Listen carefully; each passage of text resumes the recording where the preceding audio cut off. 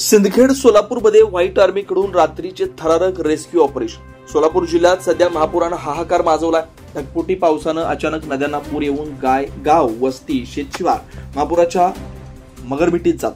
अशाच प्रकारे गुरुवारी सायंकाळी सिंदखेड गावाला पुराच्या पाण्याचा अचानक वेढा पडला। वीज पुरवठा खंडित झाला।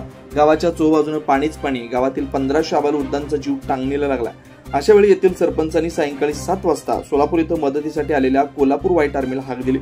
गावात 200 लहान मुलं, 800 महिला, 500 पुरुष अडकले होते। यामध्ये अनेक व्यक्ती आजारी होत्या। रात्रीची वेळ होती, वीज पुरवठा बंद होता, वाहत्या पाण्याचा अंदाज नाही, मात्र सर्वांना मदत पोहोचवणं आवश्यक होतं। व्हाईट आर्मीचे जवान सचिन भोसले, प्रदीप ऐनापुरे, विनायक भाट यांना रात्रीतही बोट चालवण्याचा अनुभव असल्यानं मदत करण्यासाठी तयारी दर्शवली। यामुळे त्वरित अडकलेल्या ग्रामस्थांसाठी, आजारी व्यक्तीसाठी, औषधी पिण्यासाठी 1500 लिटर पाणी, जेवणासाठी सुकी भाकर, चटणी, बिस्किट, सुका खाऊ असे सर्व अत्यावश्यक साहित्य जमवण्यात आलं।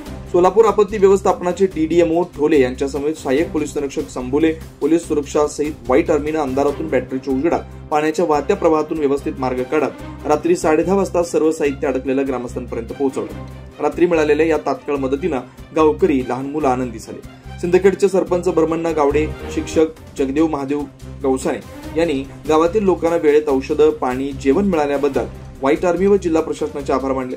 कोल्हापूर व्हाईट आर्मीने 2 दिवसांपूर्वी पुरात अडकलेल्या 172 लोकांना सुखरूप बाहेर काढलं। तसेच अजूनही येथील बचाव कार्यात मदत करतात। शिवार न्यूज साठी अनिल जासूद।